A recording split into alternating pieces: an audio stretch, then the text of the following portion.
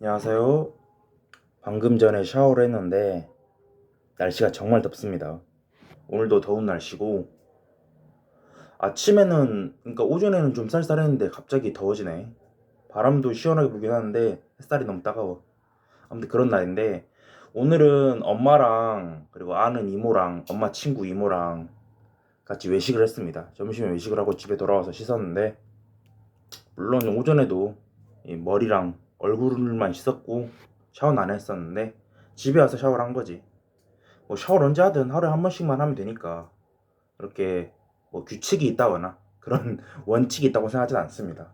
요새는 인생관이 많이 바뀌었어. 어떻게 바뀌었냐면은 옛날에는 인생에는 절대적인 방법이 있고 인간이 따라야만 하는 목적이나 방법, 루트, 최단 루트가 있을 것이며 거기를 향해 나아가는 것만이 인생을 후회 없이 살 수 있고 다시 인간으로 태어나더라도 그러니까 환생을 하더라도 난 다시 태어나도 이렇게 살 수 있는 방법이 있을 것이다.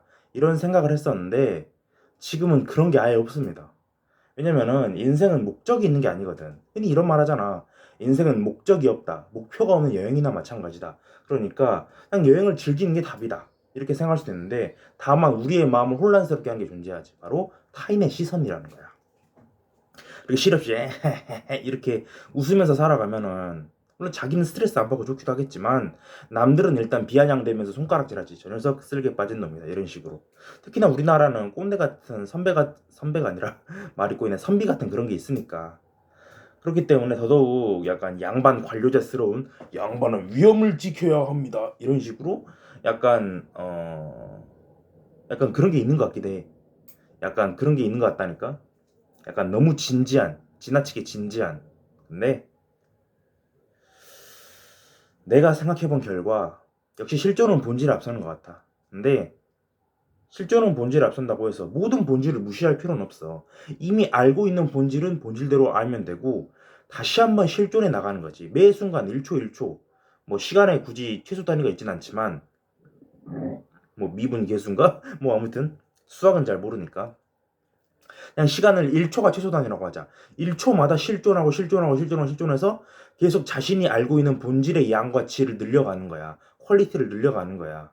그러면은 한 인생 말년 되면은 아주 만물박사가 돼 있겠지. 인생 박사가 돼 있겠지. 하지만 지금 당장 무언가의 방법론을 말이나 글로 통해 그 본질을 29살인 내가 알 수 있는 방법은 없다는 거야.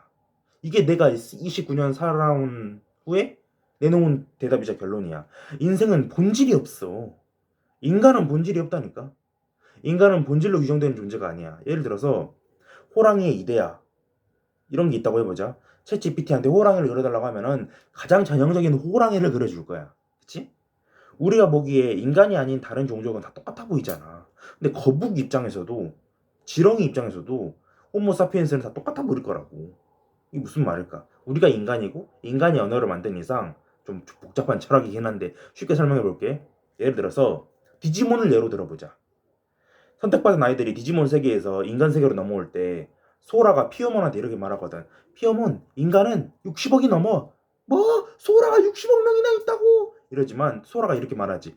아니 똑같은 사람은 한 명도 없어 라고 말하는데 여기서 좀 신기한 거는 호로몬이나 아구몬이나 파피몬이나 텐타몬이나 이런 디지몬들은 같은 종류의 개체가 엄청나게 많단 말이야.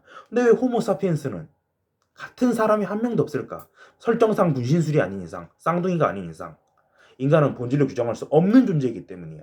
그리고 디지몬 어드벤처조차도 인간이 만들어낸 문화 매체 애니메이션이기 때문에 이 절대 사리의 절대 법칙을 위반할 수가 없다는 거지. 난 이래서 철학을 좋아해. 인문학을 좋아해. 뭐 아무튼 궤변일 수도 있겠지만 궤변이 아닐 수도 있는 거지. 알겠어? 인생은 본질이 없습니다. 왜? 인간 자체가 본질로 규정될 수 없는 생명체란 말이야. 왜?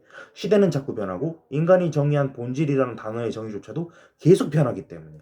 따라서 특정 시대의 본질이라면 찾을 수 있겠지. 중세의 본질은 암흑기다. 근대의 본질은 격동의 시기다. 현대의 본질은 포스트 모더니즘이다. 이렇게 본질을 역사적으로 규정할 수는 있겠지만 한 개인을 본질로서 규정하는 건 거의 죽기 직전에야 가능하다고. 자기 인생의 절대 가치를 찾아내는 건 죽기 직전에야 겨우 가능한 거지. 난 이런 생각도 해봤어. 겨우 29살이잖아. 29년밖에 안 살았잖아. 만으로 29세야. 96년 5월 1일에 태어나서 만으로 29세라고. 겨우 29년밖에 안 살았던 나는, 더더욱 나는 아직 인생에 대해서 잘 모르는 게 정상이다라는 거야. 그러니까 빨리 인생에 대한 절대 법칙을 찾아내가지고 인생을 잘 살아가지고 말년을 풍요롭게 보내야 되는 이런 생각을 할 필요가 없다는 거지. 그리고 자기계발서 읽을 때도 그런 악바리 근성을 가지면서 읽지 마. 그냥 재밌게 읽으면 되는 거야. 모든 책은. 어떤 책이든 재밌게 읽으면 돼. 그리고 야, 자기계발서만 읽는 줄 알아? 아니야. 나는 지적 대화를 그러니까 뭔 말이야 말이 꼬이네. 지적 대화를 위한 넓고 얕은 지식도 읽어. 이거는 뭔 편이냐? 역사, 경제, 정치, 사회, 윤리 편인데 나는 자기계발서만 읽는 게 아닙니다. 교양을 읽는 겁니다. 그리고 나는 영상을 통해서 교양을 파는 거지. 난 성공파리가 아니야. 통찰파리도 아니야. 교양파리인 거야. 알겠어? 그런 의미에서 소년 만화의 걸작이라고 할 수 있는 드래곤볼의 내용을 요약해 드리려고 합니다. 갑자기 왜 드래곤볼? 이럴 수도 있겠지만 내가 유튜브를 좀 하잖아. 맞춤 동영상에 침착맨 유튜브가 올라오더라고. 그래서 뭐자고 봤는데 드래곤볼을 설명하는 거였어. 그래서 나도 한번 드래곤볼에 대한 설명을 해보려고 합니다. 드래곤볼 사용 설명서를 설명해 드리려고 합니다. 드래곤볼은 7개를 모으면 소원을 이루어주는 구슬이야. 7개를 모아서 나와라 드래곤 그리고 내 소원 이루어다 라고 말하면은 신용이 나와가지고 어떤 소원이든 말해라 라고 말하면서 소원을 들어주는 아이템이야. 그중 네 번째 4개의 구슬이 그러니까 4개의 별이 들어있는 사성구를 손오공이라는 소년이 가지고 있었는데 그 손오공이 살고 있는 파오주산이라는 산에 어느 날 부르마가 찾아와. 부르마라는 소녀가 찾아와. 그래서 같이 드래곤볼을 찾으러 여행을 떠나자고 꼬셔. 그래서 손오공이 그냥 할 짓도 없어서 그냥 가. 그렇게 여행을 하다가 여러 사람들을 만나. 그 중에서 만난 사람이 무천도사야. 무천도사는 무술의 신이라고 불렸던 무술의 절대 강자거든. 지구인 입장에서는.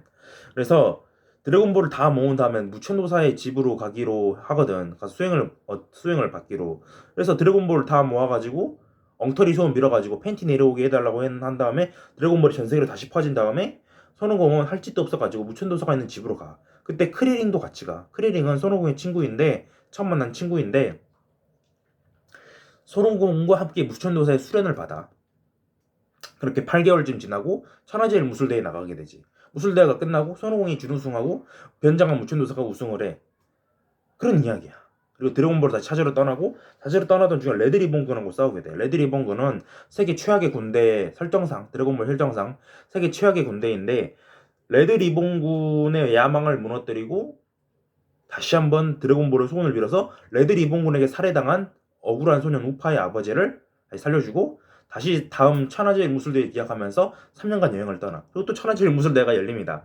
이때는 무천도사가 거북선인이거든. 원래 본명은 거북선인의 다른 유파인 학선인이 등장합니다. 그래서 유파 간의 경쟁이 있다가 결국 또 손오공이 준우승을 합니다. 천진반이 우승을 하고 이렇게 천하제일 무술대회가 끝나고 하하호 웃으면서 회식하러 갔는데 갑자기 크리링이 죽어버립니다. 죽어버려. 크리링이 갑자기 죽어버려. 그래서 찾아가 봤더니 피콜로 대마왕이라는 녀석이 봉인이 풀린 거야. 그래서 피콜로 대마왕으로부터 세계를 지키기 위해서 손오공이 다시 나서지만 일단 첫 판은 피콜로 대마왕한테 개패서 얻어 터지고 개발립니다. 피콜로 대마왕은 드래곤볼의 손을 빌어 젊음을 되찾고 다시 한번 강해져. 근데 손오공은 카린탑이라는 신성한 탑에 올라가가지고 초신수를 마시고 6시간 동안 독 때문에 괴로워하다가 잠재 능력을 개화합니다. 그렇게 피콜로 대마왕을 쓰러뜨리지만 피콜로 대마왕이 터져 죽기 직전에 입에서 알을 낳아. 이게 2대 피콜로인 마주니어가 되는 거야. 그리고 손오공은 다시 한번 드래곤볼로 친구들을 되살려주고 카린탑보다 더 위에 있는 신의 궁전으로 올라가. 신의 궁전으로 올라가서 지구의 신에게 3년간 수행을 받는데 지구의 신은 피콜로 대마왕과 같은 몸이었어. 피콜로 대마왕이 지구의 신의 분신이었던 거야. 그래서 지구의 신은 이렇게 생각하지. 저런 자가 하계에 나타나주기를 바라고 있었다. 신은 자살할 수 없습니까? 이런 말, 무책임한 말을 하고 아무튼 세 번째 천하제일 무술대회에 나가가지고 드디어 손오공이 우승을 하지. 그렇게 드래곤볼 이야기가 끝나고 드래곤볼 Z로 넘어가게 됩니다.